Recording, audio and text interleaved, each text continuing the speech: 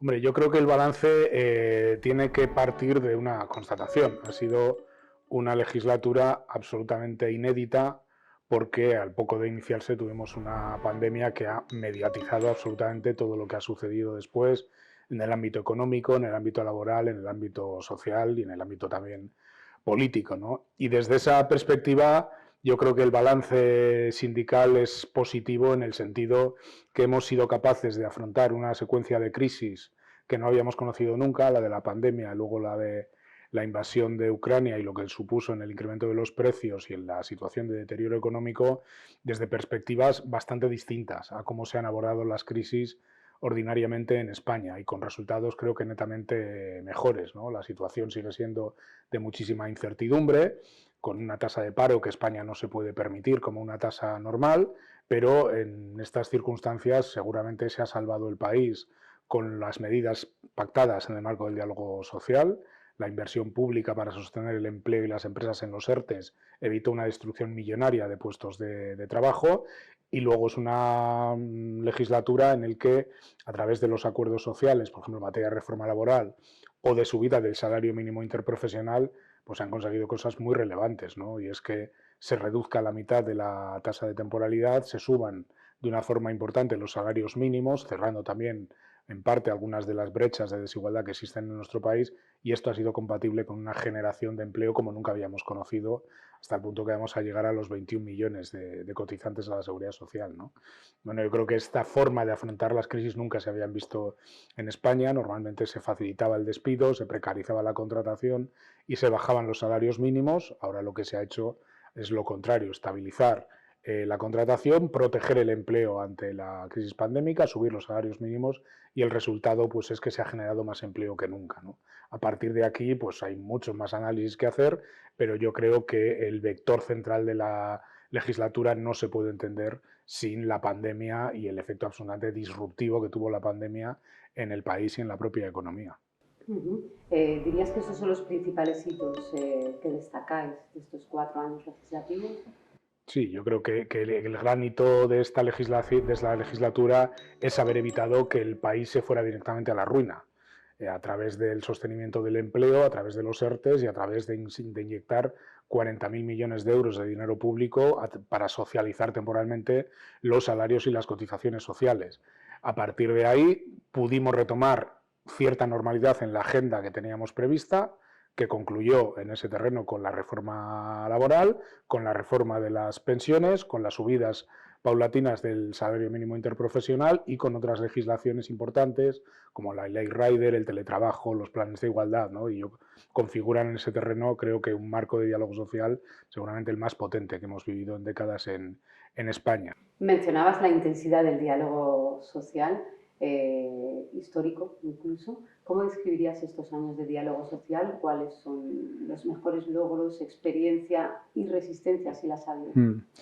Hombre, yo creo que ha sido un diálogo social, un proceso de concertación social bastante productivo, ¿no? En parte por lo que ya he dicho y sobre todo porque yo creo que ha cambiado o ha empezado a cambiar alguna de las inercias clásicas del modelo laboral español, en general además con acuerdos tripartitos, no todo, pero una buena parte de los acuerdos han sido tripartitos y pues un modelo de diálogo social que creo que ha demostrado, primero que haciendo las cosas de forma compartida y haciendo una apuesta por los consensos, que no por dar derecho de veto a nadie, pero sí una apuesta prioritaria por los consensos, se logran medidas más eficaces, ¿no? Yo creo que esto es muy importante entenderlo, porque a veces la gente cree que el hecho de pactar y por tanto el hecho de que todas las partes quieran ceder algo o tengan que ceder algo, lógicamente lleva a una especie de reducción de las expectativas propias de aquello que representas, en nuestro caso el mundo del trabajo, ¿no?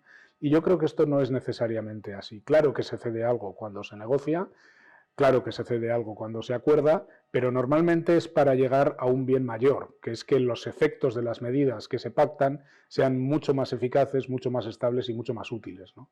Y creo que esa combinación a la que ya he hecho 2 veces referencia, de la reducción de la temporalidad, que es el gran problema del modelo laboral español, haciéndolo compatible con una mejora de los niveles de empleo muy, muy importante, pues es un efecto directo de que haya sido una legislación concertada la que hemos conseguido poner en marcha, ¿no? ¿Cuál ha sido la experiencia con la patronal, con el gobierno? ¿Ha sido buena? No sé si también habéis tenido resistencias con el gobierno, con la patronal. ¿Cómo ha sido esa negociación a tres bandas característica del diálogo social? Bueno, la negociación ha sido muy compleja. Algunas reformas han sido muy difíciles de sacar adelante, prácticamente en realidad todas. Yo creo que en realidad los ERTEs fueron el esquema más fácil porque desde el principio se comprobó que tenía una utilidad enorme. Entonces las distintas renovaciones de los ERTEs tenían mucho más que ver con cómo se iban adecuando al momento pandémico que vivíamos, al juego de las bonificaciones en la seguridad social, pero digamos que el esquema estaba como muy consensuado y se demostró que era muy útil, pero en el resto de las grandes reformas ha habido grandes dificultades, ¿no? Desde la reforma laboral ha sido casi un trabajo de artesanía poder llegar a un consenso que derogaba aspectos muy importantes de la reforma del Partido Popular, con lo cual era muy difícil atraer a COE y además ni más ni menos que conseguir eliminar los contratos de obra o servicio, ¿no? Que eran los contratos que canalizaban la temporalidad ordinariamente en España. Bueno, llegar con estas propuestas a un consenso con COE pues fue muy complicado y requirió de tener mucha flexibilidad en otros aspectos que para ellos eran líneas rojas, ¿no? Y luego la reforma de pensiones, pues una reforma muy difícil de sacar adelante, porque aquí había que combinar, digamos que tres factores. Uno era el propio del diálogo social con COE, otro era la situación política y de los grupos parlamentarios que tenían que avalar esta reforma, y un tercero era la Comisión Europea. Ajá. ¿Os preocupan las posibles derogaciones que algunos partidos políticos concurren a las elecciones con derogaciones de algunas de vuestras reformas consensuadas? Bueno, primero hay que ver que pasen las elecciones, porque yo creo que aquí hay partido. Yo no doy por sentado que vaya a haber un cambio de ciclo político y en todo caso el 23 de julio veremos los resultados, ¿no? Hombre, algún precedente tenemos y estamos viendo que allí donde la extrema derecha ejerce un poder importante, o no digo ya que entra en gobiernos, pues plantea una actitud absolutamente destructiva con los principios básicos de nuestra Constitución y del papel que juegan las organizaciones representativas de los trabajadores y de los empresarios, ¿no? Claro que está en riesgo en España, bueno, no ya la reforma, sino el propio marco de diálogo social, y yo diría que los fundamentos básicos de nuestra Constitución, porque es una forma de atacar a los derechos de los trabajadores y de las trabajadoras. No es que nos tengan manía los sindicatos, que también, sino fundamentalmente porque saben que atacando el marco de la concertación social, de la negociación colectiva, lo que se ataca es la forma de luchar por una distribución más justa de la riqueza, ¿no? Y todo esto está en juego porque, en efecto, en Europa y en el mundo ahora mismo están concurriendo fuerzas abiertamente reaccionarias y abiertamente atrasistas, ¿no? A este gobierno, a esta legislatura, le quedaban unos meses todavía. ¿Qué leyes qué acuerdos de los que se hayan visto interrumpidos os gustaría retomar a partir de la siguiente formación de gobierno? Bueno, yo creo que hay que abordar un cierto replanteamiento del Estatuto de los Trabajadores en general. Yo creo que hay que modernizar el estatuto para llevar a una especie de estatuto del trabajo, porque cada vez hay más formas atípicas de trabajo. Ayer llegábamos a un consenso con el gobierno sobre los becarios, sobre las prácticas no laborales en las empresas, los procesos de formación no laborales en las empresas, porque cada vez hay más escenarios, están los riders, está la economía de plataforma, está cierto intento de mercantilizar las relaciones de trabajo, está el uso del trabajo autónomo, que muchas veces no hace más que esconder relaciones laborales, pero también el trabajo autónomo tiene que tener una regulación que genere derechos para las personas que están en esa situación. Es decir, hay que hacer un cierto replanteamiento del concepto de cómo se protegen las relaciones laborales en el año 2023 y los que están por venir, que lógicamente no es lo mismo que un estatuto del trabajo o de los trabajadores que viene de los años 80, ¿no? Que viene del año 80-81. Yo creo que esa es la gran tarea de modernización. Algunos pasos hemos dado en esta legislatura, pero es evidente que hay que encararlos de una forma un poco más ofensiva y un poco más moderna, teniendo en cuenta en qué año vivimos, ¿no? Tenemos un estatuto todavía muy pensado para una relación convencional de trabajo en una empresa convencional. ¿Cuáles son los retos pendientes en materia de, si no legislación laboral, derechos laborales, de un futuro del trabajo que, como bien mencionas, cambia, es cada vez más flexible en algunos casos para bien, en otros casos más precarizado? Yo creo que en España hay que cambiar el sistema de inercias y de incentivos perversos que se han dado pensando en la economía y pensando en el mundo laboral. España se ha concebido desde hace unas cuantas décadas como una economía periférica en Europa que tenía que competir sobre todo por la vía de los bajos precios y de los bajos costes, entre ellos los salariales. Y España ahora mismo tiene que afrontar el reto de mejorar su estructura productiva, pero no para pagar menos salarios y para tener relaciones más precarias, sino precisamente para todo lo contrario, aprovechar las oportunidades de la digitalización y del cambio energético, ecológico que se está dando en todo el mundo para tratar de reindustrializar nuestro país y para tratar de cambiar los sistemas de incentivos perversos que hemos tenido. En nuestras entrevistas con la COE mencionaban que los acuerdos a los que llega la COE, la patronal con los sindicatos, para un gobierno deberían ser ley prácticamente. Mencionaban también los convenios colectivos. ¿Le das también, secretario general, desde comisiones, la importancia cuando hay un acuerdo con la patronal? Desde los sindicatos, los gobiernos tienen que darle cauce. Yo creo que en general, vamos a ver, los agentes sociales no podemos aspirar a sustituir a las Cortes Generales. Pero dicho esto, en materia socioeconómica y sociolaboral, yo creo que tendría que instalarse la cultura en los grupos políticos que aquellos acuerdos que se lleguen desde los agentes sociales normalmente son mejores, son más útiles, son más estables y son más eficaces. Y debieran acostumbrarse a poner mucho en valor esos acuerdos, ¿no? Yo cuando hice esto en la COE me alegro, pero espero que lo digan siempre y cuando los gobiernos sean del color que sean. No vaya a ser que el discurso de cuando pactamos una reforma no se le toca una coma. Es un discurso muy bonito cuando hay gobiernos progresistas, pero luego no es tan claro este discurso cuando hay gobiernos conservadores, ¿no? Entonces yo sí creo que es importante que desde COE se lance este mensaje, pues claro, espero que se lance en todas las coyunturas políticas, no solo cuando interesa, ¿no?